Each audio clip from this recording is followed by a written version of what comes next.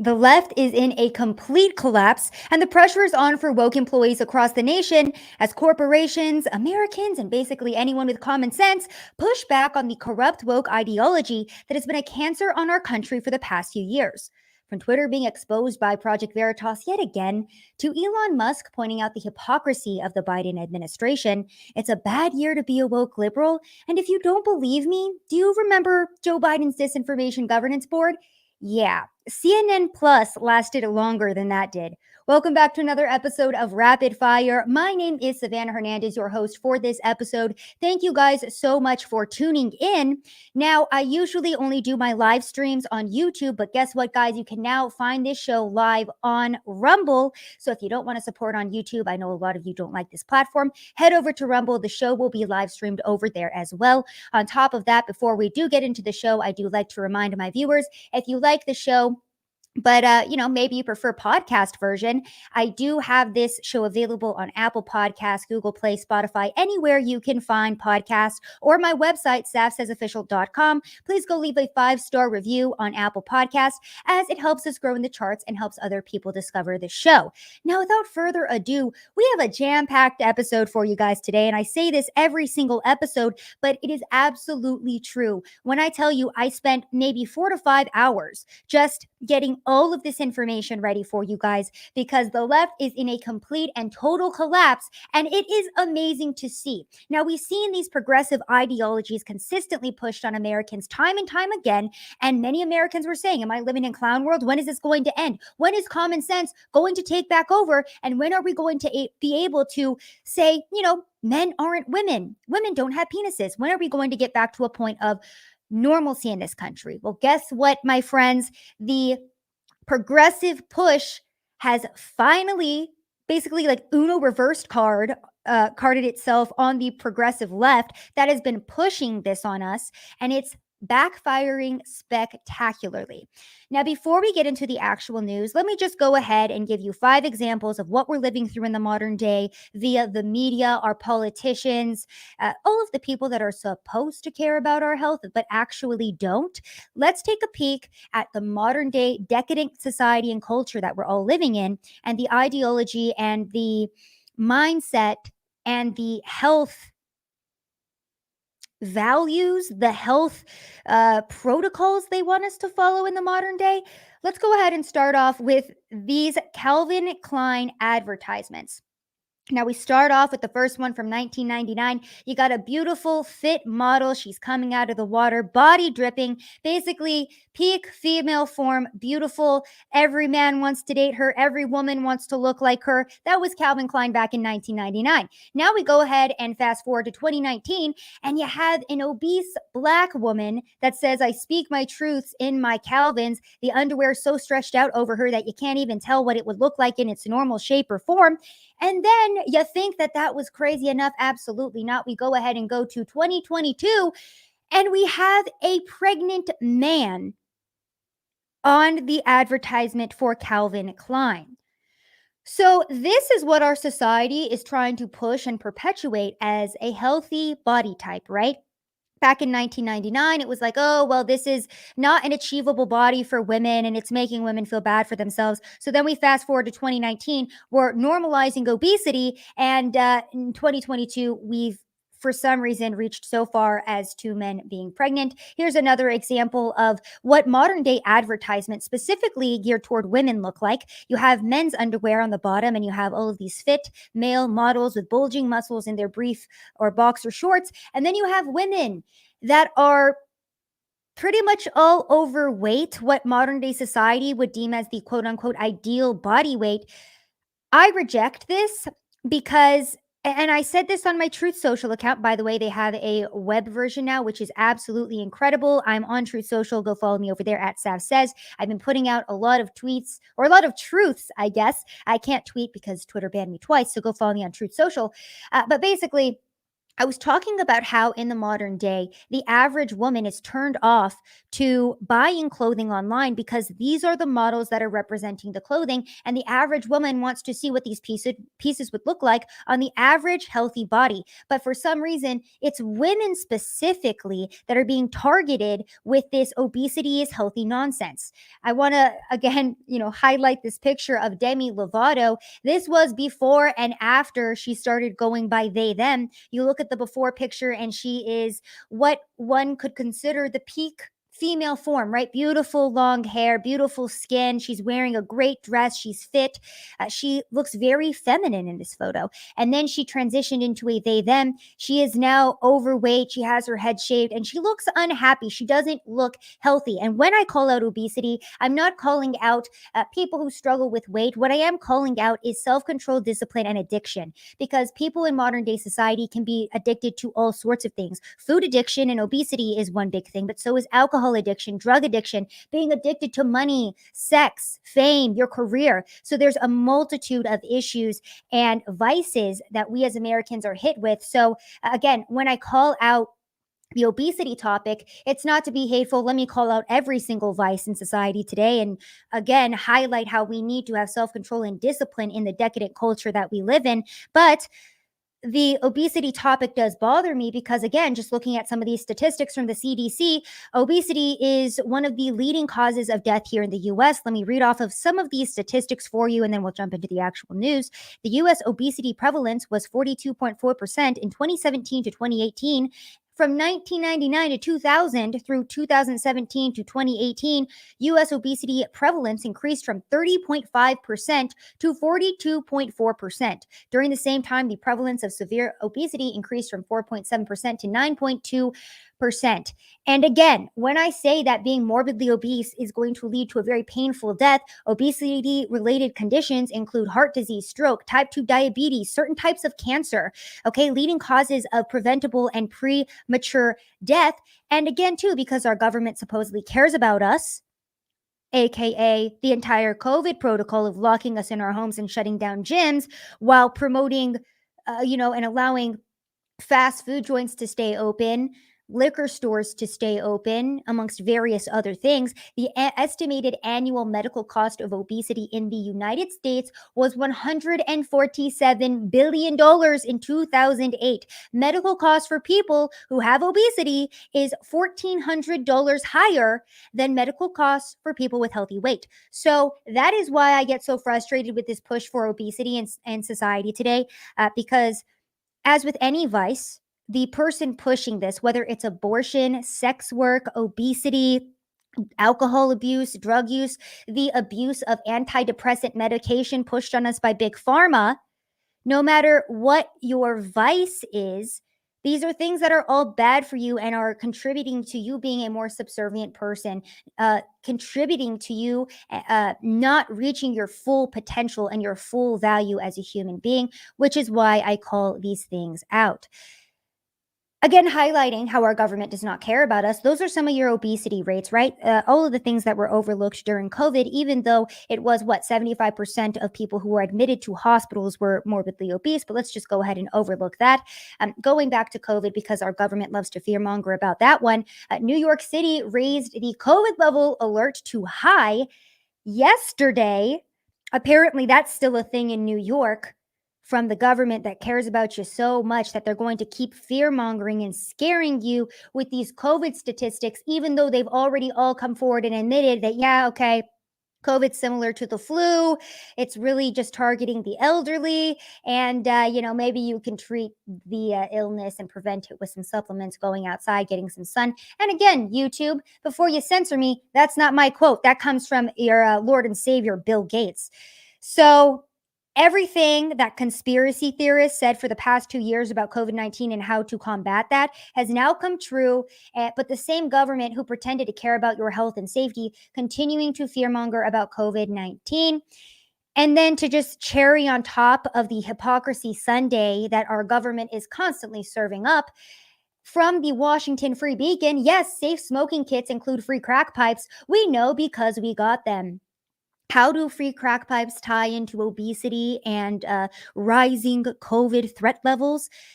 They're all perpetuated by our government. They're all issues that are pushed on us by our government. I was thinking about this the other day, okay? Drug addiction, alcohol addiction, the dependent on SSRIs and all of these big pharma medications, the push for victim mentality, that the average minority is oppressed, that you can't do anything in America, that obesity is healthy, that your mental health comes first and you just need to love yourself and be happy and peaceful all the time. And if you're not, there's a problem and you need to go pay a therapist hundreds of thousands of dollars to help you work out your normal human emotions. A lot of the issues in society today are perpetuated and created by our government to enrich them even more. Example number 5, the fact that our government is providing crack pipes to drug abusers across our nation via our taxpayer dollars. Let me read into this just a little bit. Crack pipes are distributed in safe smoking kits up and down the East Coast, raising questions about the Biden administration's assertion that its multi-million-dollar harm reduction grant program wouldn't funnel taxpayer dollars to drug paraphernalia. The findings are the result of the Washington Free Beacon visits to 5 harm reduction organizations and calls to over 24 more. In fact, every organization we visited, facilities in Boston, New York City, Washington, D.C., Baltimore, and Richmond, Virginia, included crack pipes in the kit. And there's a photo of that for you guys if you don't believe me. Now, we're going to be talking about inflation in this episode. We're going to be talking about the rising cost of everything and how Joe Biden plans on combating inflation. Before we really get into the nuts and bolts of that, just from a common sense level, I would say that not using the trillions of dollars that we've printed and flooded our market with, not using those taxpayer dollars to fund crack pipes is probably a good starting off point. But that's just me. I don't know. I'm not a scientist. I'm not a doctor. So what do I know in modern day society? Now let's jump into the actual news.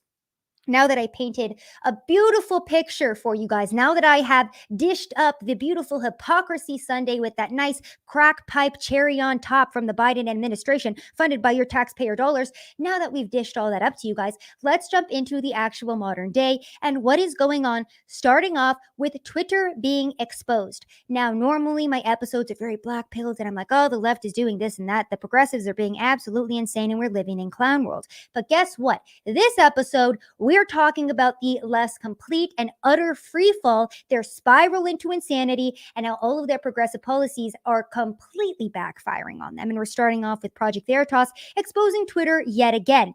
Now, Project Veritas has already exposed Twitter before, but this time their videos captured the attention of somebody pretty important, and that person is Elon Musk. Yeah, the same Elon Musk that's trying to buy Twitter. That's set to buy Twitter, that's set to change Twitter's entire algorithm, the entire infrastructure of that company, and allow free speech to again flow freely on the platform that many call the average day public square. So Project Veritas put this video out 2 days ago. It's a Twitter senior engineer saying that Twitter does not believe in free speech and admits their employees are commie AF and that they tried to revolt against Elon Musk's takeover bid. Don't believe me? Let's go ahead and watch that video for ourselves so you guys can get an understanding of what Elon Musk himself watched and responded to. Let's see. Twitter does not believe in free speech. What do you Elon mean? believes in free speech. Capitalists, if we weren't really operating like capitalist mode, we were very socialist. Like we're all like communist. Ideologically, it does not make sense, like, because we're actually censoring the right, not the left. Because everyone on the right wing will be like, bro, it's okay to say, just gotta tolerate it. The left will be like, no, I'm not gonna tolerate it. I need it censored, or else I'm not gonna be on the platform. So it does serve the right. It's true, there is a bias. But I don't know, the two parties can truly coexist on one platform. What do your colleagues say about it? They hate it. Oh my god, I'm at least like okay with it, but some of my colleagues are like super left. What do they say? They're like, this will be my last day if it happens. So, Has much changed since like Elon's coming out? a lot has changed. A lot has changed. We're all like worried for our jobs. Why are you guys so worried though? jobs are at stake. He's Like I started working for Twitter and became left. I think it's just like the environment. Like you're there, and you become like calm. We did all we could to like revolt against it. A lot of employees revolted against it, but at the end of the day, board of directors have a say, and then they acted on their best interest because they didn't want to get sued. I basically went and worked like 4 hours a week last quarter. That's just how it works in our company. Yeah. How would you describe communism besides Twitter? Essentially, like everyone gets to do whatever they want. And no one really cares about like OPEX. Like capitalists don't care about numbers, but care about like how to make the business more efficient. But in Twitter, it's like mental health is everything. Like if you're not feeling it, you can take a few days off. People have taken months off, they'll come back, but you always like do your best at any time, and that's the culture. And we'll run the business as much as possible. Capitalists would be like, you gotta generate profits or you're out. A lot of people wouldn't survive that culture. Okay, so I know that was a long clip, but I had to play it in its entirety because there were so many bombshell quotes, starting off with, of course, Twitter being commie AF, the fact that Twitter's all about mental health, and like, if you just need to take a day off, like, just take it off. Like, we're not like a capitalist. If you really need that time for your mental health, you can take that. Yeah, that's not going to fly for Elon Musk. And the Twitter senior engineer that was captured in this video has already deleted his Twitter account. Oh, I wonder why that was. And if you think just that video was damning enough because Elon Musk did respond to it and said, "Is this real?" There was also another video that came out of it'll say in the video who this person is exactly, but tied to Twitter essentially. And he's calling out Elon Musk for having mental health issues. Elon Musk also responded to this video with a little sad face emoji, very sad to see. But Project Veritas capturing the attention of verifiably one of the most powerful and influential people in America today. Let's watch the second video. Is like, we want it to be as fair and transparent and accurate as possible. Yeah. And if that means there's a level of censorship to make it correct, quote unquote. Again, and what does correct mean? I guess like, it just kind of goes back to the idea of like, well, what is correct? If we're implementing all these rules and Elon wants to dismantle them, then technically our ideology has led us to not making money because we're not making money. And Elon wants to turn it the other way so that we can make money. There's a statement they need all 7,000 people to say. And so they can't tell us that the real truth. He has Asperger's. Yeah, I know that. So he's special. You're special needs. You're literally special needs. So I can't even take what you're saying seriously. Yeah, Elon Musk saw that video of Twitter's lead client partner saying that he's special needs and has Asperger's, and Elon replied with a sad emoji. And all I gotta say about these two videos is Twitter employees are in for a rude awakening. Now, if you guys have followed Elon Musk at all, his work ethic, the way that he runs companies efficiently, his firing and hiring process, these employees are not going to last a day, which is why they're freaking out. And again, this was not one, but two videos, separate people, multiple people admitting that the way that Twitter runs is not profitable for the company. So Elon is gonna just barrel in there like a bull in a china shop and take these liberal woke employees to town. So guess what? To everybody who's been censored on Twitter, myself included, to the Twitter employees that did that, I hope it was worth it. I really do, because you guys are headed towards the CNN Plus employee job line. And you know what? Many people say don't bask in the destruction of your enemies. And I don't wish unemployment on people who are undeserving of it. But if you're a grown-ass adult who has to take a month off of work for your mental health, then you probably deserve to be unemployed. I'm going to be quite honest with you. So those two videos came out, caught the attention of Elon Musk. The left is in a complete spiral, and Twitter employees are sweating.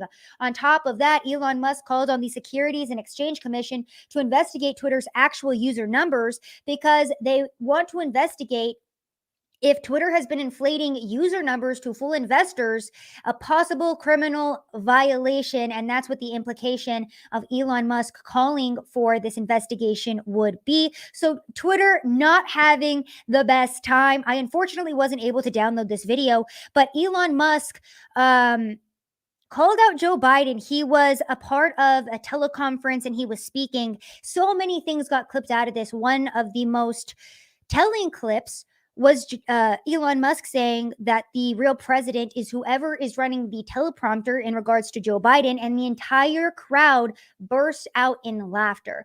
Again, I will put this video, the link to it, down below because I don't want you guys to just take my word for things. I want you to watch and hear for yourself how the average, not just American, but world citizen feels about Biden and his administration. He's a laughingstock. Elon Musk is clowning this entire administration, and everybody's laughing along because they're fully aware that Joe Biden is incompetent and he has no idea what's going on.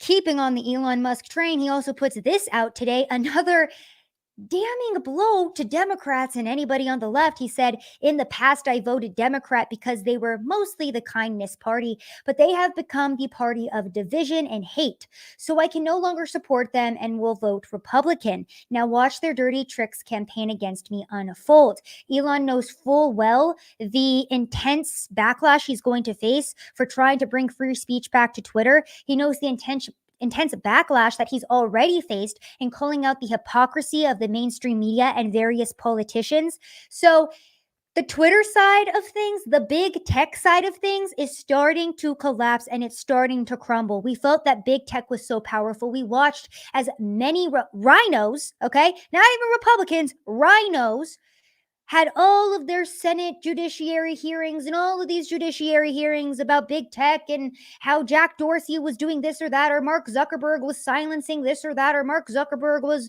involved in election fraud via his big tech manipulation or his contributions to various organizations. And then, as per usual, it was like, oh, Ted Cruz, he really called him out. But our Congress and our politicians never do anything.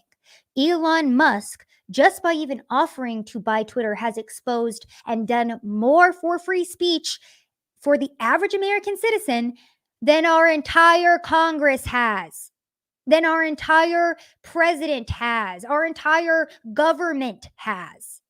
So big ups to Elon Musk on that front. And if you want to be a black-pilled hater and say, well, Elon's not perfect because of this or that, or I didn't like that Elon said this or that, wrong channel for you. Go find somewhere else if you want to be all doom and gloom. I like to look at the positive side of things, and this is a big positive step that Elon Musk is willing to bring free speech back to big tech, that they're crumbling, and that the leftist woke employees that ruined my life, my career, and various others of my friends, because this isn't just a me thing. This is for all independent journalists nationwide and worldwide who have been silenced by these communists who want to silence free speech.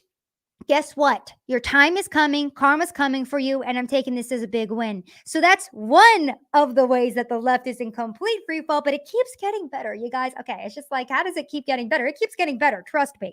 On top of that, do you remember Nina Jankowicz, the head of the Disinformation Governance Board, that was singing, who do I have to F to be rich and famous? That's all I want to do. And we had to listen to horrific singing time and time again. And she had all of these videos coming out about how, well, it's not conservatives that are censored online. It's actually the left and Democrats. We are so silenced. If you don't believe that either, played it in my last video, my last podcast, go check that out. Well, it turns out that the Disinformation Governance Board wasn't very popular and that Americans didn't really want Joe Biden's Ministry of Truth, especially after we've been lied to for the past year and a half profusely about what we've been seeing with our own eyes and hearing with our own ears. The first catalyst to fall is Nina herself. She officially resigned from Biden's Disinformation Governance Board and from the Department of Homeland Security. That news broke this morning, and it was a beautiful thing to wake up and see. From AP News, the new Disinformation Board paused amid free speech questions. The Department of Homeland Security on Wednesday paused a new and controversial board's work on disinformation and accepted the resignation of its leader, capping weeks of concern about infringing on free speech rights and frenzied conspiracy theories about the board itself. Conspiracy theories, okay, whatever. So this goes on to talk about how the DHS wanted to treat disinformation as a national security threat, and that this new initiative would coordinate efforts around threats of Russian disinformation campaign, aka, make sure to plant those Russian disinformation seeds ahead of 2024 to discredit anybody who's in the right wing as a Russian agent, which we've already been seeing them do time and time again. But guess what? That board has now been halted because everybody knew that was a bad idea, coming from the same administration that bold-faced lies to us every single day. They lie to us so much that even Jeff Bezos is calling this out, okay? Jeff Bezos, who is the creator of Amazon. Not a lot of people like him because they're like, yeah, he's a rich billionaire that, takes advantage of his employees. But even Jeff Bezos is like, yo, bro, you can't keep lying to us like this. Like, what the hell are you doing? From Joe Biden, or from Joe Biden's assistant, let's be honest, because Joe Biden doesn't know how to tweet. He probably doesn't even know how Twitter works. Joe Biden's official Twitter account says, you want to bring down inflation? Let's make sure the wealthiest corporations pay their fair share. And then Jeff Bezos responds with, the newly created disinformation board should review this tweet, or maybe they need to form a non sequitur board instead. Raising corporate taxes is fine to discuss. Taming inflation is critical to discuss. Mushing them together is just misdirection. And again, I'm not the biggest fan of Jeff Bezos, but he's completely right in saying this. Joe Biden keeps trying to say, well, the wealthy aren't paying their fair share, which is why inflation is so high. No, I will show you guys why inflation is so high. And again, because I'm not an astrophysicist, billionaire scientist, I'll get somebody who is to explain it to you. This one was Elon Musk the other day on why inflation is so bad, okay? A lot of people think that this is an issue that they can't wrap their mind around. They're like, inflation, I don't get it. What is that? Here is Elon Musk, one of the smartest men in the world, laying this out for you in layman's terms as to why inflation is so bad and how Joe Biden and his entire administration and our government is contributing to that. Watch this clip. Jeff's Bezos's tweet back and forth with Biden, where Biden, I think, was talking about inflation, but then he correlated that to taxing corporations, and Bezos said this is misinformation and disinformation, et cetera, et cetera. What do you think about that whole exchange then back and forth? I mean, the obvious reason for inflation is that the government printed a zillion amount of more money than it had, obviously. So it's like the government can't just issue checks far in excess of revenue without there being inflation. Velocity of money held constant. So unless there's something would change with velocity of money, but it's just if the federal government writes checks, they never bounce. So that is effectively creation of more dollars. And if there are more dollars created than the increase in the goods and services output of the economy, then you have inflation. Again, velocity of money held constant. This is very basic. This is not like super complicated. And if the government could just issue massive amounts of money and have and deficits didn't matter, then why don't we just make the deficit 100 times bigger? Okay, yeah. The answer is you can't, because it will basically turn the dollar into something that is worthless. So. And various countries have tried this experiment multiple times. It's not like, oh, I wonder what happens if this is done. Yeah. Have you seen Venezuela? Like the poor people of Venezuela have been just run roughshod by their government. And so obviously you can't simply create money.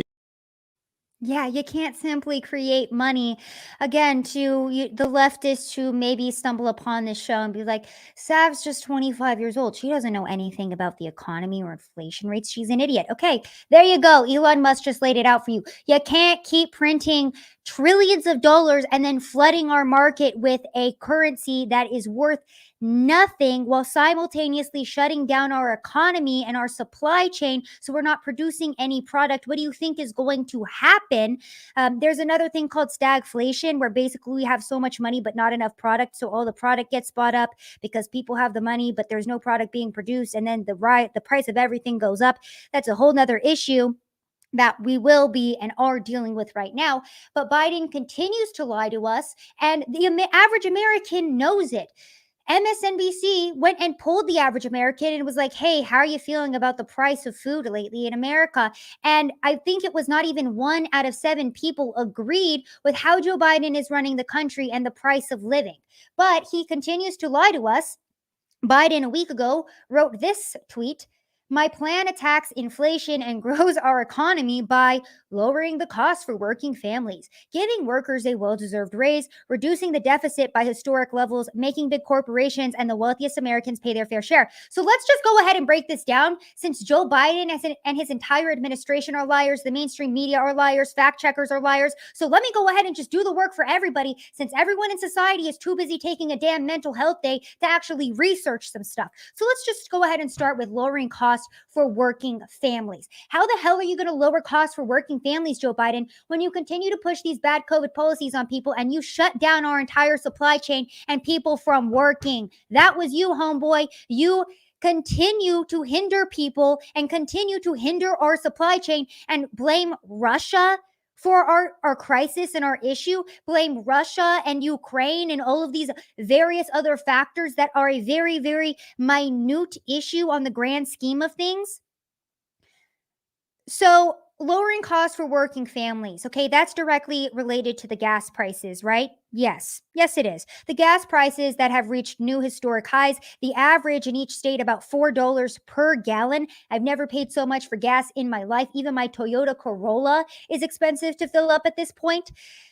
We'll get into that in a moment. But another thing I want to point out is, Joe Biden talked about how he wants these corporations to pay their fair share.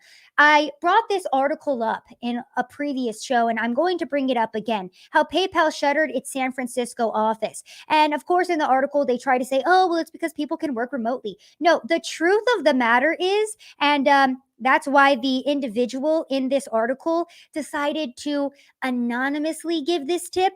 It's been speculated that the reason behind the move of PayPal out of San Francisco is because San Francisco's Prop C, which levied a tax upon any San Francisco business that earned more than $50 million in gross receipts, they would be taxed that, and then those proceeds would be directed towards housing and services in an attempt to address the city's challenges with homelessness.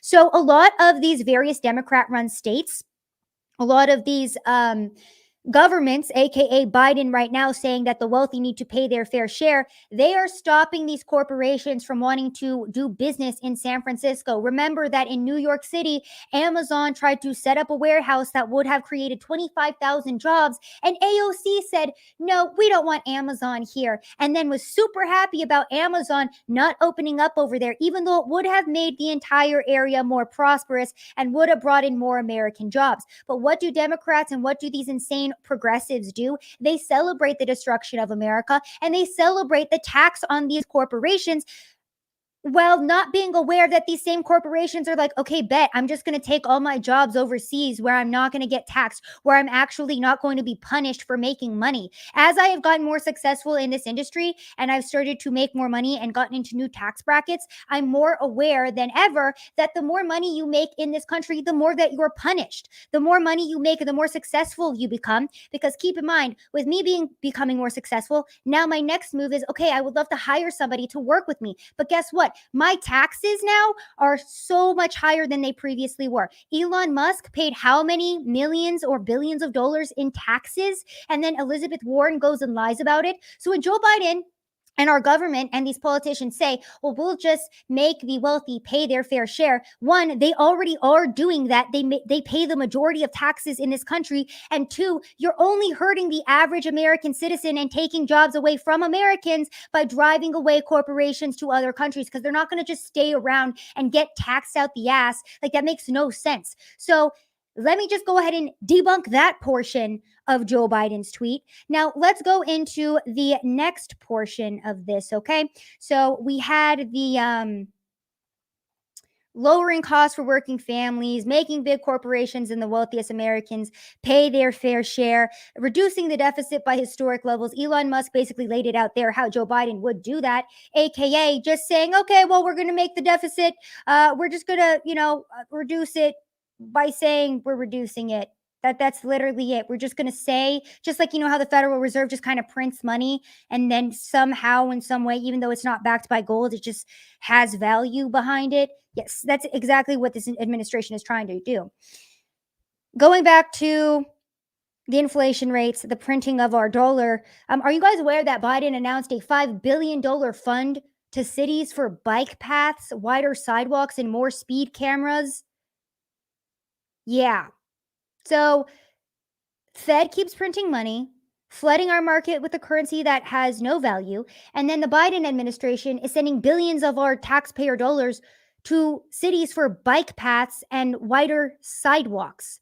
The White House said it has released $110 billion in funding from the $1 trillion infrastructure package. Okay, these are big numbers, my friends. This isn't just like, oh yeah, Joe Biden's sending $200,000 for some bike paths. No, $5 billion for bike paths. I'm sorry. But is your average American taking their bike to work? Maybe in San Francisco where, oh, wait a minute, oh, the corporations are shut down because the homeless crisis is so bad. Yeah, the Biden administration is allocating these funds to things that aren't even going to help the average American. And we can keep going, my friends, because it's not just $5 billion to bike paths and wider sidewalks. It's also Indian military aid packages. Okay, so the U.S. is seeking to wean India from Russian weapons with an arms aid package. This package, under consideration, would include foreign military financing to India of as much as $500 million. So the U.S. is preparing this military aid package, and they want to deepen the security ties and reduce the country's dependence on Russian weapons. That is the U.S. and India.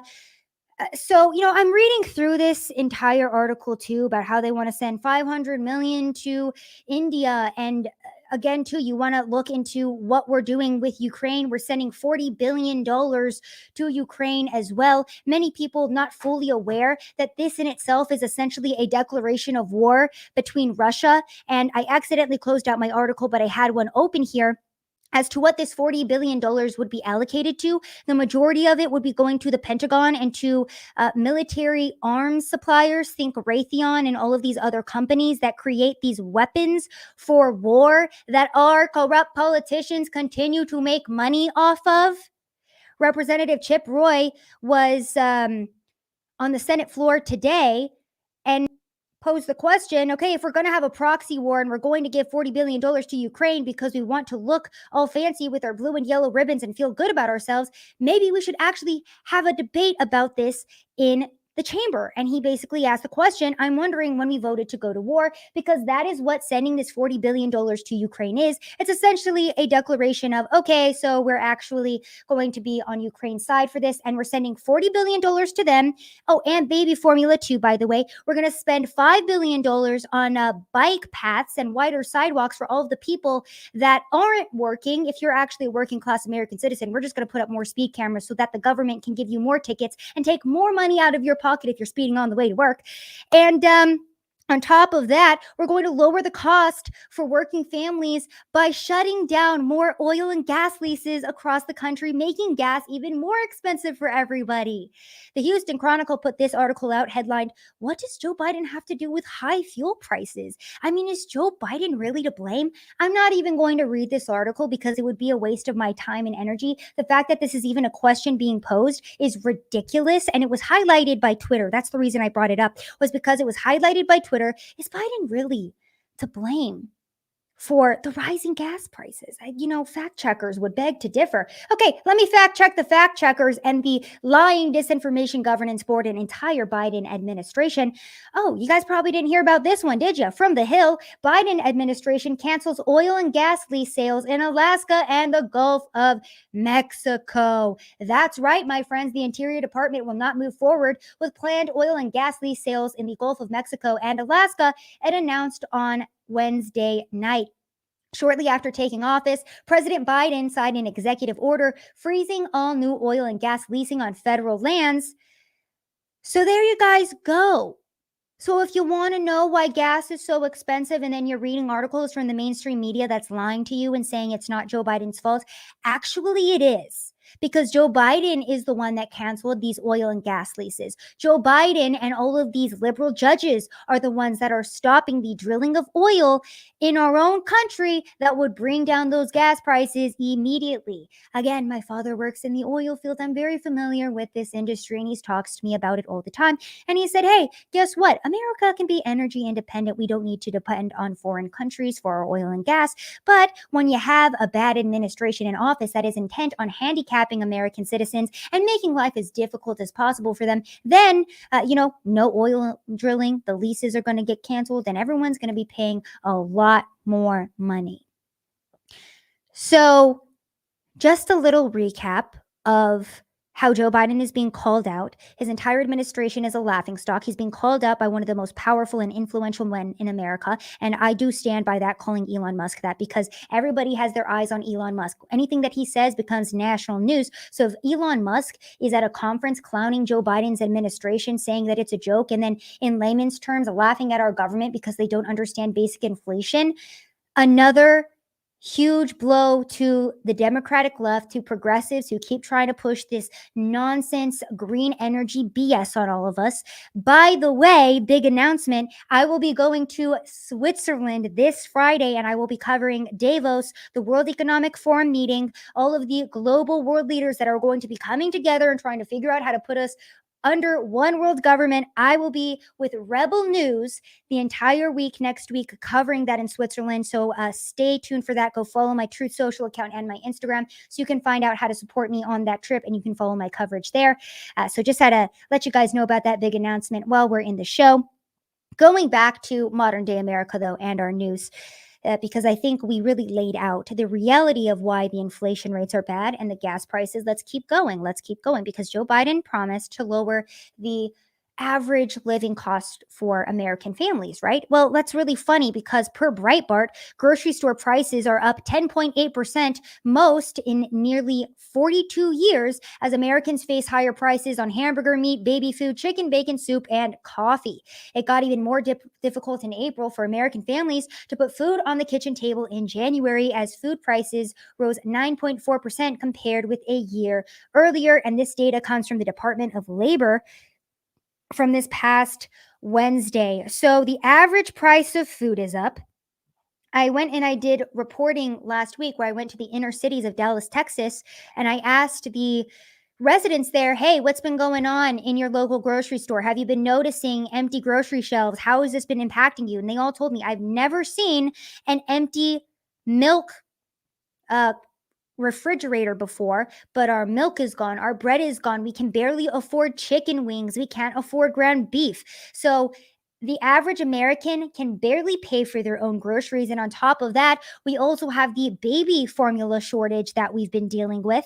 Now, James Lindsay put this on his Twitter, and it says shot and chaser. And the shot is from the New York Times. A baby formula shortage leaves desperate parents searching for food. And the chaser is Operation Ukraine boxes baby formula to send overseas.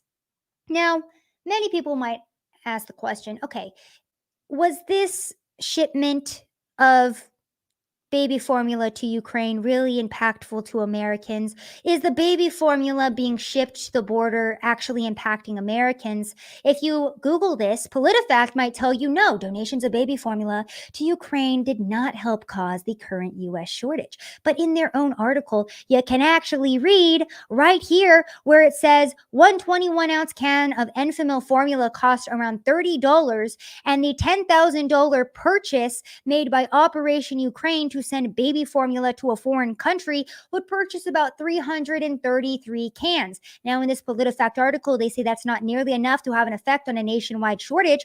I would beg to differ, because the grocery store shelves here are completely empty. So 333 cans of baby formula could have been enough for one can of baby formula for 333 families. So the baby formula, I've talked to some mothers about it, will last babies about a month, but that could have been the life or death situation for some mom who has a baby newborn that she can't breastfeed for some reason and needs formula. Well, guess what? Your can of Enfamil is actually headed to Ukraine or maybe to the border. I don't know. Choose one. All we know is that every single country and every single resident of every country outside of America is given priority because Joe Biden's entire motto is America last. Now, going to the baby formula shortage as well, many people have said that this is a manufactured shortage by our government, especially since the FDA has reached a deal with Abbott factories to reopen their baby formula factory. And this basically goes into how this factory was shut down. On Monday evening, baby formula producer Abbott announced it had reached a deal with the Food and Drug Administration, laying out a path to reopen a factory in Sturgis, Michigan, that shut down amid recalls earlier this year, contributing to the current shortage. In a statement, the company confirmed that it has entered into a consent decree with the FDA on the benchmarks required to resume production and ensure the facility meets safety guidelines. So many people asking the question, of course, why did it take the entire mainstream media and every grocery store being completely out of baby formula for our government to finally step up and say, oh, okay, maybe we should try to reopen the factory that's supposed to be making baby formula because there's a shortage and moms are giving their babies formula that's making them sick because they can't feed them. That's our government. And that's what I want to highlight with this, okay? Because many people might say, oh, it's conspiracy that it's a government manufactured shortage. Okay, ask yourself the question, why did it take the entire country calling out the baby formula shortage? Why did it take independent journalists and the media going and talking to mothers about how their newborn infants are starving for the FDA to actually finally reach a deal with Abbott factories to restart reproduction? Can somebody answer me that question? Why is it that when the Biden administration, Jen Psaki, was asked, hey, what's going on with the baby formula shortage? She had no idea what was going on. Why is that? Why is it that our administration had no idea and that they didn't want to do anything about this crisis or issue until Americans forced them to do so by putting it at the forefront of their priorities? Because our government hates us. And that's not me being dramatic. They truly do. And I say that because look at who is above Americans. The illegal immigrants flooding our borders. I have some crazy footage coming up here in a minute.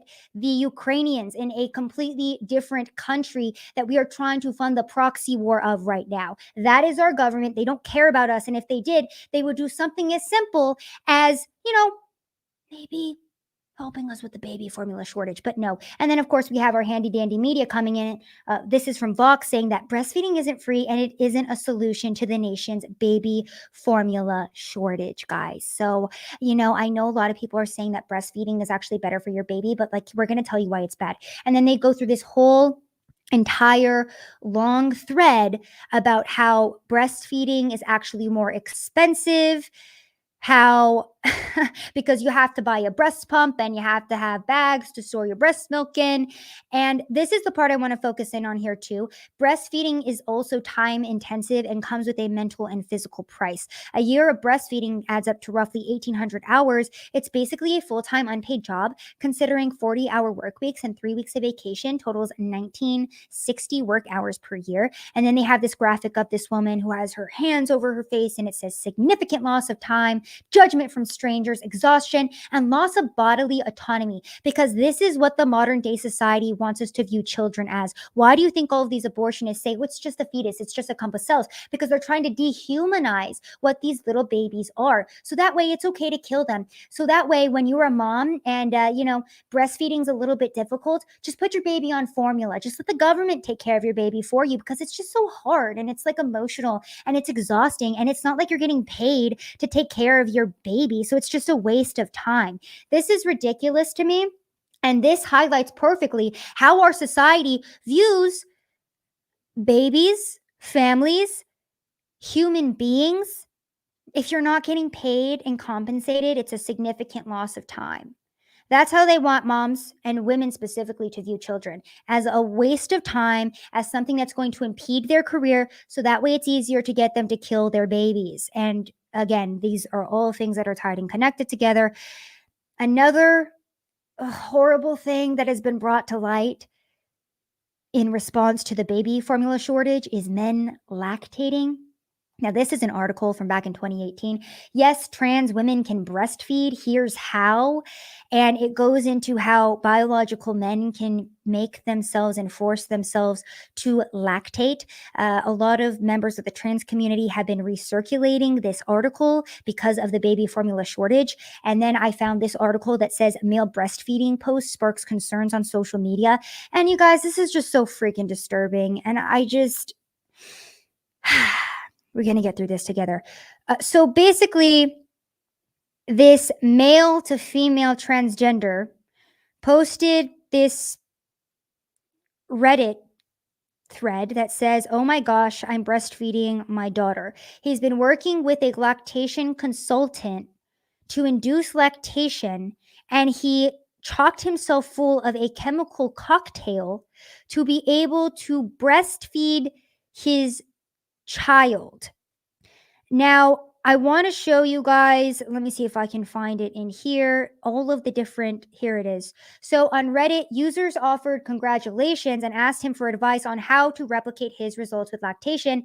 In the comment section, Admiral Fisticuffs provided a step-by-step guide detailing when to use an electric breast pump and which cocktail of hormones he had to take to be able to lactate. He also notes he had to illicitly import domperidone from Canada as it is not approved for the US. So this man is feeding his baby his nipple discharge that was created via a cocktail of chemicals and an illegal drug in the US.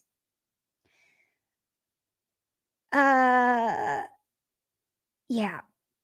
So a lot of this retired physician, Redux, the news organization that wrote up this article, talked to this retired physician named Dr. Maja Bowen, who says that she's had several concerns about the practice. She's quoted saying, "What comes out of a man's nipple is not mother's milk, but a watery substance devoid of antibodies and nutrients that are found in the mother's milk, the composition of which changes as the baby grows up." So basically, there's no evidence that the lactation produced by men has any nutritional value. And I was also just super confused about this. And I was like, okay, how in the hell does a man even lactate? How does that work? So it's the cocktail of chemicals. And then I just did a quick Google search and I found out that liver cirrhosis can cause lactation in men by disrupting the organ's normal hormone metabolizing function. So these men are literally destroying their bodies to be able to lactate and feeding their babies chemical discharge that's coming out of their nipple. Welcome to the modern day. It's even worse than the horror movies made it out to be. Anyway, gosh, I said this was going to be a happy show, and then I went into lactating men, and now I just want to go crawl in a hole and never come out again. Let's keep going. Another big thing that's been in the news is the shooting that happened in Buffalo this past weekend by a white man against the Black community. There was also another shooting in Santa Ana, California. This gunman was Chinese, and he targeted the Taiwanese in a deadly attack at a California church.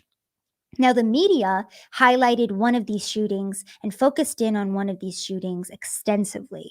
The Biden administration visiting one of these communities. Which community do you think it was? Do you think it was the white man who shot up the Black community that got all of the media attention and the visit from the Biden administration? Or do you think that it was the Chinese gunman who attacked the Taiwanese that got the media attention and a visit from the Biden administration? Well, you're very smart people, so you already know the answer to that one. It is, of course, the white man who the media is now framing as a right-wing extremist Republican Nazi that got all of the media attention, not the Chinese national that went and shot up the Taiwanese. Now, Kyle Rittenhouse was trending when this first broke, the Buffalo shooting story. And blue checkmark liberals like Tristan Snell said, "Remember when we said that acquitting Kyle Rittenhouse would embolden the next Kyle Rittenhouse to be far worse?" Yeah. And then it got 100,000 likes because people think that Kyle Rittenhouse, who was defending himself from communists that were trying to kill him, is equatable to this actually like leftist, eco-fascist terrorist, okay, who went on a killing spree that targeted the Black community. Now, this Buffalo shooter put out a manifesto. Apparently, it was like 100 plus pages long. I wanted to read the manifesto for myself because the left wing is saying that this is a right wing extremist, and the right wing is saying, well, this guy was actually a rampant leftist. Let me see if I can find this tweet from the Quartering. He says the shooter in Buffalo was an authoritarian leftist who hated Fox News. Source, his own words. Dude was closer to Vaush than Tucker Carlson. This is why they won't publish the entire manifesto. Now, let me highlight the entire problem with the mainstream today.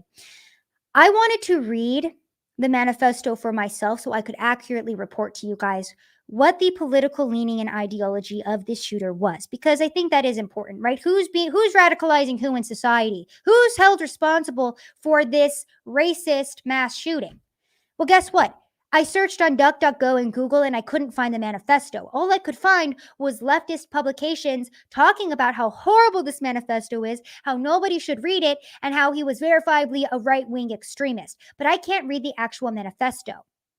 Now, I've been hearing again from the right wing that this guy was radicalized by the left wing, that he was actually very liberal, and that he hated Fox News, that he was a self-described like eco-fascist. But guess what? I don't know that to be verifiable fact because I can't find the damn manifesto because our entire media is intent on shielding the truth from us. So that's one angle to this story. The other angle is that Joe Biden immediately went to Buffalo. He went yesterday. Meanwhile, as Matt Walsh pointed out, when a Black supremacist committed a massacre at a Christmas parade in Waukesha, the President of the United States refused to visit the victims nearly a month after the attack. He sent his wife for a photo op. And why was that? It's because the attack in Waukesha was perpetuated by a Black supremacist who ran over a bunch of white people. So, of course, the media didn't care about that. It was out of the news cycle in a day. But of course, when it's a white radical man who goes shoots up a Black community, Biden immediately there personally. Now, Peter Doocy asked our new press secretary, Karine Jean-Pierre, who's verifiably even worse than Jen Psaki. I didn't even know that could be a thing. I didn't have time to do a show last week. Maybe I did. I can't even remember at this point. I've been traveling so much.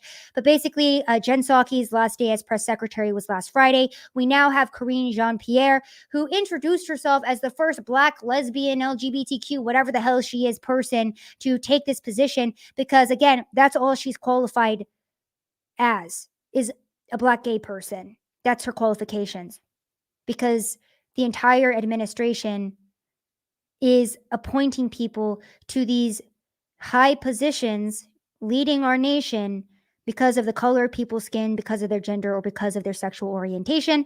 So, that's an entirely different issue.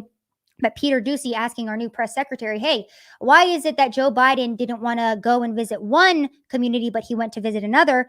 This is what she had to say. And then just one on the trip tomorrow. How come the president is visiting Buffalo after a senseless tragedy there, but he couldn't visit Waukesha after 6 were killed and 61 injured in an attack on a Christmas parade there? I mean, he's visited many communities. Buffalo, he's able to go tomorrow to Buffalo before the trip. That is something that was important for him to do. But he has visited many other communities. Buffalo's not the first community, sadly, that he has to go up to because of a violent attack. So, that's not the first one. So he's been to many others.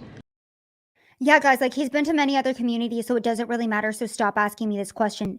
So, just so we're all aware of this administration, unless you're a part of the LGBTQ community, a minority, or they like whatever gender you are, Biden doesn't care about you. If you're a white cisgender male in America, Joe Biden's administration hates you. And if you think that I'm being dramatic, how many more examples do I need to give to you? And again, the same stupid politicians continue to elevate this rhetoric of, oh, we have such a big white supremacy and gun issue in this country. And every single time I see a mass shooting like this, I'm like, you know what? The Democrats are just using this to push more gun control on people because that's what they do.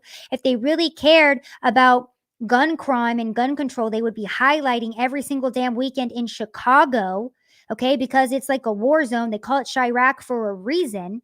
But of course, when it is politically convenient, we have the same dumb politicians like Eric Swalwell who tweeted this out. And I swear this has to be a joke, but also it's Eric Swalwell. So maybe he genuinely put this out. If he did, it's just a testament again to his stupid character. He tweets out, "My 4-year-old just FaceTimed to ask what I'm doing to help the people in Buffalo. And why did the bad man do this? Absolutely gutting. This cannot be his normal. It's time to ban assault weapons and gun violence." And then he goes, "I love the no 4-year-old would ask this takes. You're in absolute denial if you think our kids aren't watching the horrors we are allowing." And then Dana Lash, who is a big 2A proponent, says, "Yeah, assault weapons are already banned in New York, Eric.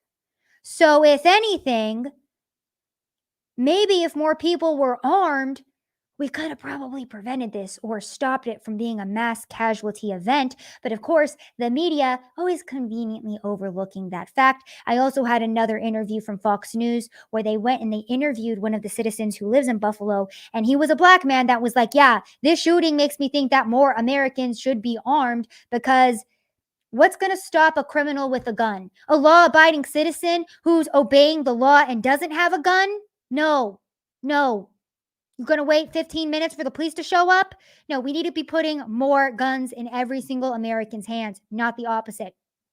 Another big issue in regards to this story is that the left-wing politicians and media are now trying to use this Buffalo Shooter manifesto to attack Tucker Carlson and silence more people on the right wing.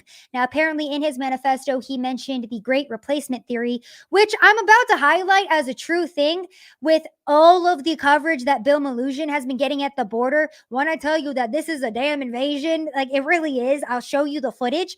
But the Great Replacement Theory is basically, the media phrases it as a white supremacist theory about how white people are being replaced in this country. But again, if you look at our demographic, if you look at all of the policies, the open borders, if you look at the fact that we are being invaded and flooded as we speak, yeah, I believe in that theory too. It looks very real. It really does.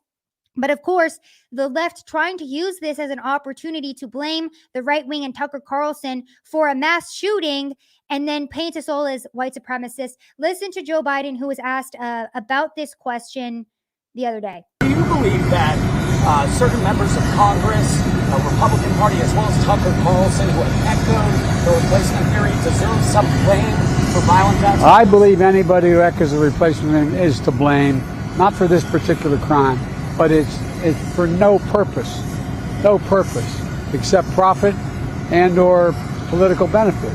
And it's wrong. It's just simply wrong. What more can you do on?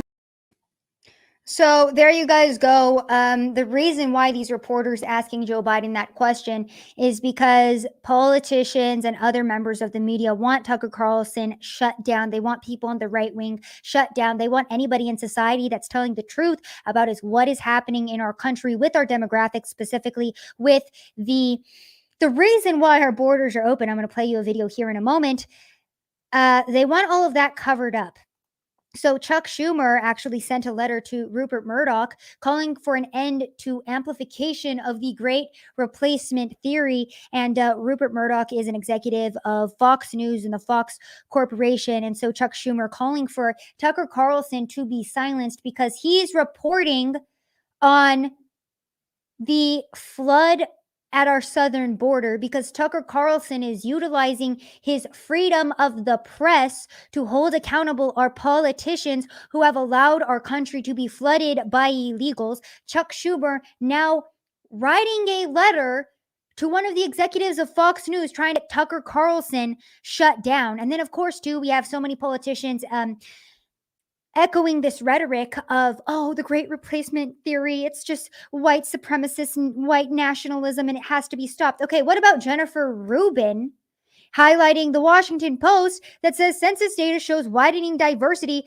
number of white people falls for the first time, and then she celebrates it saying a more diverse, more inclusive society. This is fabulous news.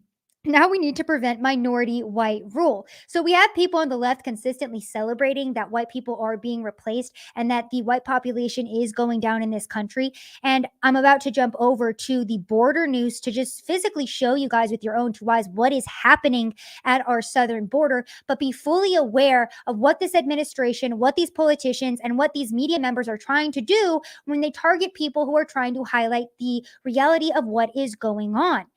This was Patty Murray, who is a senator of Washington State, saying that Republicans have to denounce the Great Replacement because if they don't, they're just so bad. And it's just such a bad theory. Listen to this, and then I'm going to show you why they want the Great Replacement theory silenced and people to look away from it. So here is Patty Murray. Every single one of us should be able to denounce not just the shooter, but the racist lies and the white supremacist ideology that motivated that attack. What are we hearing from Republicans? Crickets. And that silence is speaking volumes. Okay, so that's all I care about with that clip. The point of that is that we have a lot of these politicians, again, on the left that are trying to say, yeah, look away from that. That's a lie. It's white supremacy. You can't say that. And why is that? It's because the reality of the open borders is that they are trying to change our demographics and therefore change the vote in a lot of these states. Let's just go ahead and listen to Jerry Nadler speaking about how, maybe we could get potential illegals to turn into voters. Well, no, this is a recent action. It was just passed in December. No, that is not correct. Non-citizens have not been eligible to vote in New York or, as far as I know, in any other state since the 19th century. That's not true. The New York City Council voted in December to allow this. It begins January 9, 2023. Cities in Vermont and Maryland already allow this, and similar measures are under consideration in Illinois, Maine, and Massachusetts right now. If the gentleman will yield? Yes. I believe those are considerations of allowing votes in municipal elections only. Right, but thank you. That's the point. Everybody wants to know at home, why would they allow this? Guys, they're allowing it because they're going to turn them into voters. They already are doing this in New York City, largest city in America, and this is the plan of our friends on this side to turn all the illegals into voters. So that was a hearing on the 11th of this month. And again, just another reiteration of why our borders are so open and how in New York, we already have people that are not American citizens voting in various elections. Even if it's at a local level, understand that that's the gateway into illegal aliens flooding our country and voting in our presidential elections. Can you go to Mexico and go vote for their president? Can you go to Russia or Ukraine or any other country in the world and go vote in their elections? No. So why the hell are we allowing this at home? Now, going back to the whole Great Replacement theory, whatever you want to call it, I will just call it open borders because that's what it is. Let's take a peek at what's going on at our border ahead of so Title 42, I believe, is not going to be repealed. A federal judge did block that. But a lot of the illegal immigrants are saying, yeah, we're still coming across the border anyway. And I know the Biden administration is still pushing to repeal Title 42.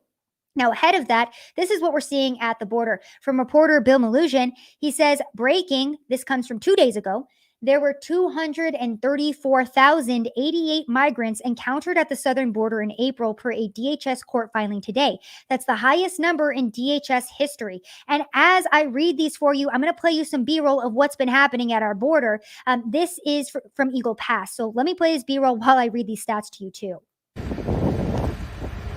So it was 117,000 migrants were released into the U.S. in April. Over 113,000 were removed, including 96,000 expelled via Title 42. And if you're a podcast listener, the footage that I'm playing is an entire line of illegal immigrants coming into our country, getting loaded up on those Border Patrol buses. And these are the numbers that we're seeing, and we're going to keep going. So that was an Eagle Pass.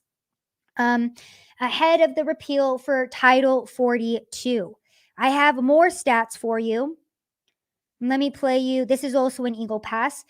This is per Bill Malugin, the biggest group he's seen so far illegally crossing into Eagle Pass. It is an entire line of people crossing over the Rio Grande River into Texas. That's what this footage is. And then as we're watching this, Yeah, that's the biggest so far. Coming up live on the live view, circuit 214. Good. There's and I more can and tell more you and that more. we have maybe the biggest crossing we've seen. Several hundred. It's going to be more than 200 people. Probably. What's that? I'm offline, dude. I don't know what it's Yeah, we're not up yet. No, I'll let you know. But it's going to be good pictures.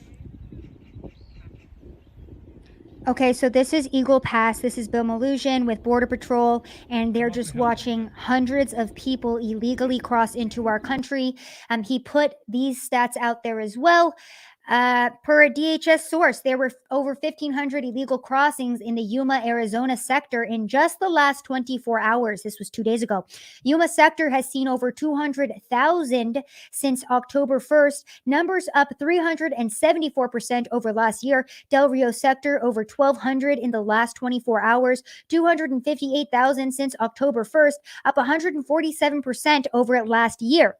So when Tucker Carlson reports on how illegal immigrants are coming in and replacing the average American, this is probably what he's referring to. And I can keep playing you guys this footage. Again, more coming in from Bill Mallusion. This is drone footage of the enormous group that passed illegally into private property in Eagle Pass. This comes again from May 16th, 2 days ago.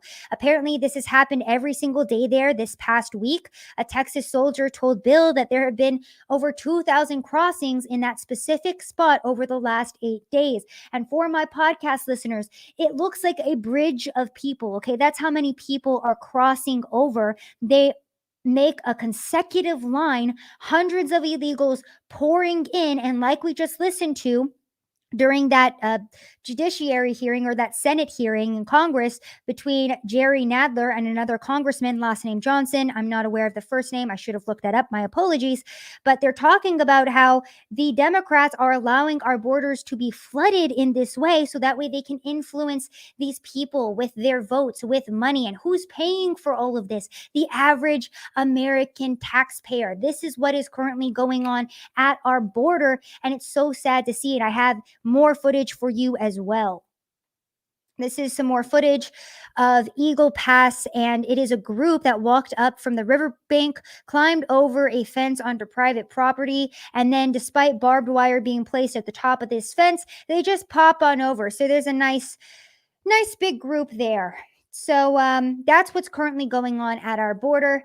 And then more footage from Bill Mallusion. He said, we see this often driving around Eagle Pass, groups of migrants standing around by the road after they've crossed illegally, and Border Patrol hasn't encountered them yet. Some want to be apprehended, others do not. I've gone down to Eagle Pass myself, and I've gotten the same exact footage. I've watched as people make the journey across the Rio Grande. If they're lucky enough to make it across alive, because many of them drown, then they wait for Border Patrol to come pick them up. I talked to the National Guardsmen down there. They were saying that they were empathetic towards these illegal immigrants making this journey, but then they would try to give them bottles of water or food, and the illegal immigrants would just open the bottles of water, pour them on the ground, and throw the trash away because these people are entitled. I've seen it time and time again. When they make this long journey, they say, okay, great, I'm in the US, and they will wait for Border Patrol to come pick them up in their vehicle so they don't have to walk anymore. So that's the entitlement, and that's the mentality of a lot of these illegals coming across.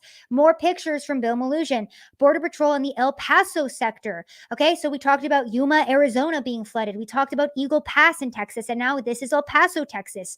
There were more than 1,200 illegal crossings in the sector yesterday alone. He put this one up May 15th. They included Haitians, Cubans, Nicaraguans, and some from Turkey. And you're seeing these huge groups of people. The Biden administration has had to make makeshift, I guess you could call them areas, tents, buildings for the influx of illegal immigrants flooding into our country.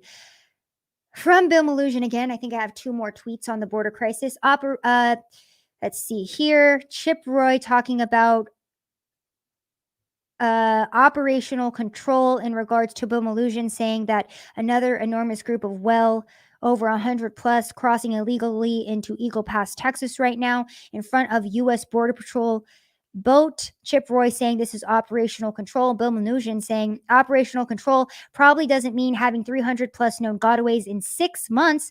There were over 62,000 in March alone, and when these large groups need to be processed, that pulls Border Patrol agents off of patrol and allows more drugs and evaders to slip through elsewhere. And that is in response to some leftists that's like, yeah, everyone's turning themselves into Border Patrol. So, they're seeking asylum. This is entirely legal. Like, what are you guys talking about? For the first time, by the way, in history, I believe, the Mexican feds are going to be working with the U.S. forces. The U.S. is providing razor wire to Mexico because they're doing everything that they can to try to prepare for the repeal of Title 42 and the huge influx of people that is coming in. DPS making plans with federal agents in Mexico, transferring razor wire to them.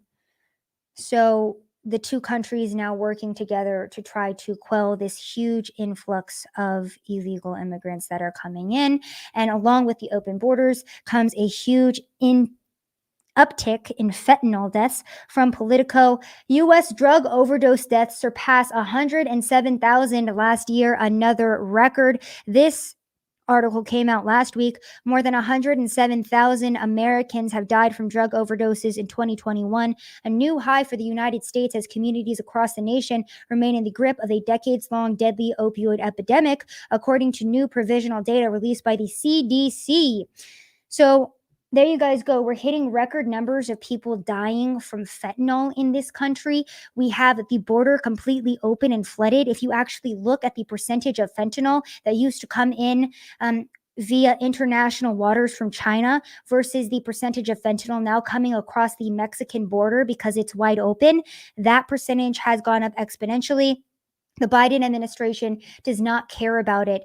These liberal and woke corporations that, again, are supposed to care about their employees and care about the average American. You think that American corporations would care about America and their country. You think that our government would care about America and our country. But no, everyone wants you focused in on LGBTQ nonsense and abortion nonsense and all of these other distractions. Getting into some of those distractions, because still well worth noting now that we're getting off the topic of the border, apparently Starbucks is now saying it will be covering travel costs of employees seeking out-of-state abortions and gender-affirming care. AKA, if people try to change their gender, Starbucks is now going to be paying their employees to go get out-of-state abortions or to go change their gender, because that's what American companies are focused in on. That's what the American government is focused in on: gender-affirming care and abortions. Good Lord. We also had another hearing today. Representative Mike Johnson, this is actually the same representative that was talking to Jerry Nadler in that other clip that I played. He asked an abortion activist, at what point is it not okay to abort a child? And he was talking with this activist because they're having hearings on abortion rights and access to abortion, blah, blah, blah. And this is apparently a doctor, and this representative is asking her, okay, at what point is it not okay to abort a child? To which she couldn't give a response. What the hell is going on in this country? On top of that, let me see if I have this clip here. It seems that, oh, yep, I do have it here. She was asked if men could get abortions. And this was her response. Arrambide? Arrambide? Okay. What do you say a woman is? I believe that everyone can identify for themselves. Okay. Do you believe then that men can become pregnant and have abortions? Yes. So why we have abortion activist doctors wasting our government officials' time with men can get abortions and men can get pregnant and abortion is healthcare, I'm not aware of. And again, the overturn of Roe v. Wade would simply put power back into the state's hands in whether or not they want to allow abortion in their specific states, which I'm fully behind. Allow Americans to decide which government they would like to live under. These people are absolutely insane. But again, going back to the theme of this show, because I want to keep it jovial and happy, because we are winning on multiple fronts.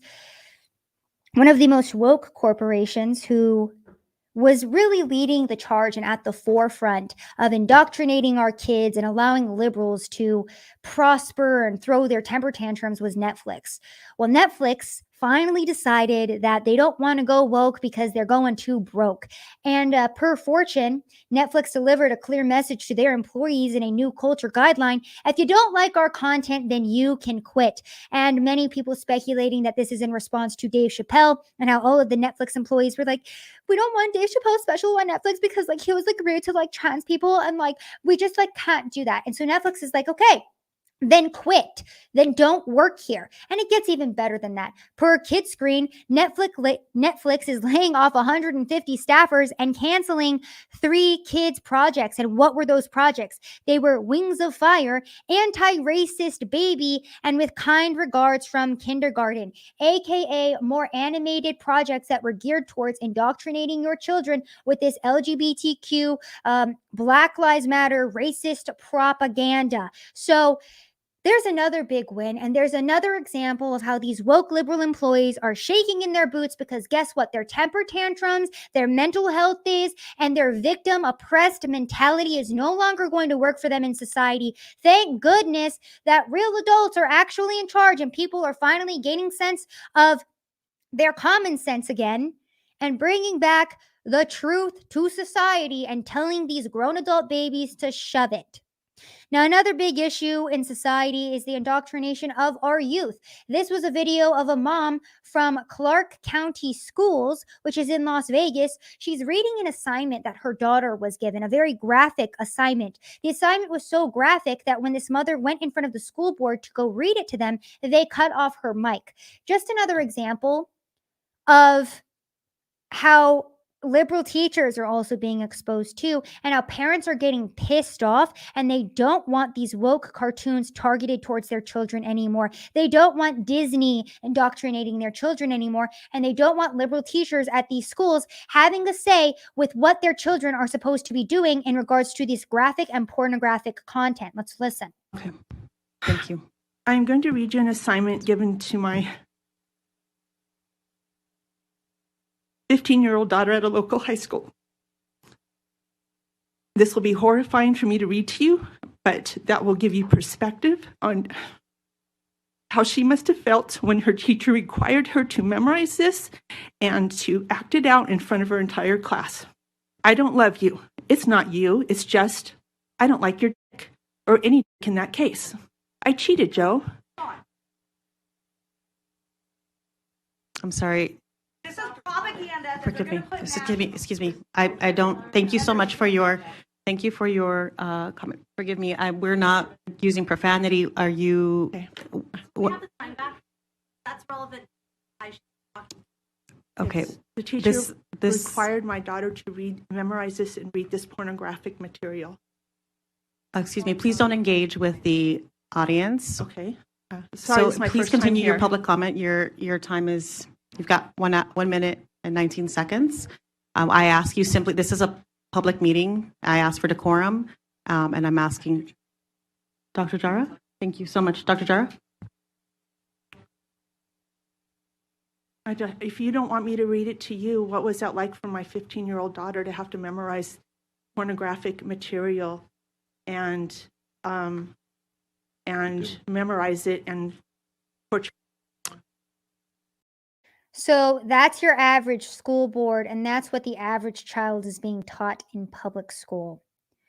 So we're being hit, our children are being targeted by multiple different things, and we're going to end the show with this video of a little boy who's being indoctrinated, and his mom or caretaker is videotaping the entire thing because it highlights very well how these people influence children, how they target their malleable minds and manipulate them into thinking that they're a little girl when they're really a little boy.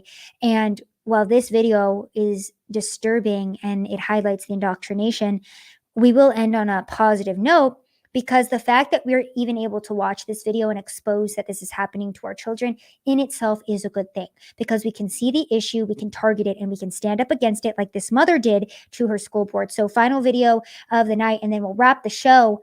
This poor child being indoctrinated by his caretaker into thinking he's a little girl. What makes you like dresses so much?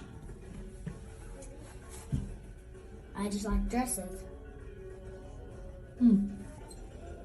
Do you think bright, pretty colors and dresses and sequins and jewels and golds, all the things that you always want to wear, do you think that's your innermost you? It is. Well, how are you going to be your innermost you when we live in a place that people think clothing belongs to particular gender?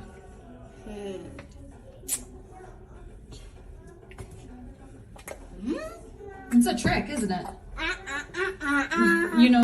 So I'm not going to play the whole video, but it's from Libs of TikTok. Go watch it. But this caretaker, because I don't even know if that was this poor child's mom, is asking him these weird gender construct questions. I wouldn't even know how to answer that. I'd be like, lady, what the hell are you talking about? Children need guidance. Okay, that's why parents are traditionally a part of raising a child, because children need guidance. They're little, they don't know what's going on. But when you have these types of groomers that are telling these children that, hey, are you sure you don't feel like a little girl today? Are you sure you don't want this dress? I know society says that because you're a boy, you can't wear a dress, but I'm telling you that you can. And you could also be a little girl if you want. What do you think's going to happen to that kid? So good on Libs of TikTok, and big shout out to Taylor Lorenz of the Washington Post for amplifying Libs of TikTok and trying to dox their creator, because guess what? Almost every single video that Libs of TikTok has been putting out now has been getting at least 1 million views, 1 million to 2 million. And that's all thanks to Taylor Lorenz. She tried to destroy Libs of TikTok. She tried to slander and destroy the woman's life. And guess what? All she did was Streisand effect that entire account. And now everybody's eyes are on Libs of TikTok and the indoctrination of our youth. Thank you guys so much for tuning in to another episode of Rapid Fire. I apologize that it was a long one, but we had a lot to get to, and I had to lay out for you guys exactly how the Biden administration is lying to us, how we are winning and things might seem bad, but guess what? The progressive left overplayed their card, and now everything is coming back to bite them in the ass, and I love to see it. My name is Savannah Hernandez. Again, if you like the show, please go leave a 5-star review on Apple Podcasts. It helps us grow in the charts. Go visit my website, savsaysofficial.com. That's savsaysofficial.com. Go follow me on Rumble, where this show will now be live streamed on top of YouTube, Odyssey. Go follow me on Truth Social at savsays. And big announcement, I will be going to Switzerland to be covering the World Economic Forum next week in Davos. So I believe it's called, I'm not going to give you guys the link or the URL. I'll put out an announcement on my YouTube where you can go find all of the content that me and the Rebel News reporters will be putting out and figure out how to support us there. So thank you guys so much for tuning in to another episode, and I will see you guys after I'm back from Switzerland. Talk to you later. All right, y'all, that was my sign off for my podcast listeners. First off, record numbers on the stream tonight. Thank you to every single person who watched, who stayed attended to my show tonight. I know it was a very, very long one, but I appreciate you guys sticking with me. I'm telling you, I spent probably a solid 5 hours of my day today researching all of this, having to download the videos, edit the videos, upload them, read every single tweet, fact check everything. A lot went into this show today. I've never done a show this long, but we did it. And I'm glad that we did. I almost didn't do it. Everybody in the chat, thank Dad, because I almost didn't do the show tonight because I'm a little bit nervous about the trip next week. By the way, help me out, guys. Drop down below in the comments what questions or what videos you want to see from Switzerland and from the World Economic Forum from your girl. Drop your comments down below. Let me know what you want to see. But I'm nervous for this trip. I got to get ready for that. I've been, putting out all these various reports. We made Tucker Carlson again on Friday. And because of all that, I felt a little bit overwhelmed. I almost didn't do the show. And then Dad was like, do the show. So I did it. And I'm glad we did it. It was a great show. And thank you guys so much for tuning in. All right, let's get into super chats. And also to everybody on Rumble. Hi, guys. I'm so happy to see you here. This is awesome. Let me see if I can read your guys' chats over here. Thank you guys again for tuning in. Super incredible to be on Rumble. We're actually on the front page. So exciting, guys. So exciting. Okay. Hi to my Rumble fans. Hi. I'm so happy to be here. To my YouTubers, let me go ahead and read some of your super chats. Thank you guys so much for contributing. Again, all of the contributions that you make go straight back into buying equipment for my studio. So thank you for supporting. First super chat of the night is from Jeff O'Hefo, who says the obese must be shamed at all cost. Not just the obese, anybody who has a vice in society that is not good for their health or good for them, shame them until they, reach peak humanity, peak human, peak man, peak woman, whatever. Salty Carpenter says, Sav, what's up, Salty? Thank you so much. WD40 says, you should get in touch with Salty Cracker and get him on the show. He went on Viva and Barnshire recently. You know what, guys? I know you guys want guests on this show, but I just talked to you guys for an hour and a half just with what's going on in the news. Unless I dedicated a solid 2 to 3 hours to this show and stopped traveling, then I could get guests on. Give me a couple years and I will get all these guests on. But for now, it's me doing the show and it's me reporting on the street, and the guests will come in due time. Ninja Friday says, Sav finally got a notification again. Yay! That makes me so happy. Yeah, the YouTube channel's coming along quite nice. I feel like it was, I don't know if it was shadow banned and then it wasn't shadow banned and people are able to find it now, or if I have no idea, or maybe I was just putting out bad content and now people like it. I have no idea, but I appreciate every single one of you for watching. Roughneck MP says, watch Salty Cracker stream and now Sav, so much sodium. Big facts. Steve Riley says, I'm friends with Avi Yemeni and Rukshan Fernando. Have fun making memes at the World Economic Forum. I will, Riley. I will. Thank you. Young Pei Chang says, to me, this week's cycle is less of a collapse and more of a stumble. I don't want them to be able to get back up ever. Poor Cirrhosis just doing Tim's 4-hour work week. I don't know what that means, Young Pei Chang. I'm sorry. Alejandro says, amazing. Keep up the great work, America. Thank you, Alejandro. Carlos sends in a super sticker or a super chat. Thank you, Carlos. Jake Dog says, Sav, sorry I'm late. I'll watch from the start when you finish. Sounds good, Jake Dog. Thank you for tuning in. Young Pei Chang says, Sav, did you catch the headline about the 2 children admitted to a hospital in Memphis due to this induced shortage? New big pharma formula soon. I saw that headline and the show was so jam-packed that I didn't add it to the show. I apologize. I completely forgot about that one. Thank you for bringing it up. Yes, children are being hospitalized due to the formula shortage. Go look that up for yourselves. Optimistically Cynical says, but not bump stocks. Am I right, all you 2A Trumpers? Interesting. Young Pei Chang says, at this point, tech government media operatives have recognized the high value in locking and blocking a mass attacker's social media and writings for narrative control, the disarmament agenda on back burner. So true, Young Pei Chang. Salty Carpenter says, does that mean Sav can get me pregnant or does it have to be a dude? I'm confused. I'm confused too, Salty Carpenter. I really can't even keep up with the modern day science because it's not real. John K says, thanks, Sav. I appreciate your take on these news stories and, of course, your hilarious character voices. Thank you, John K. I'm glad you appreciate the voices.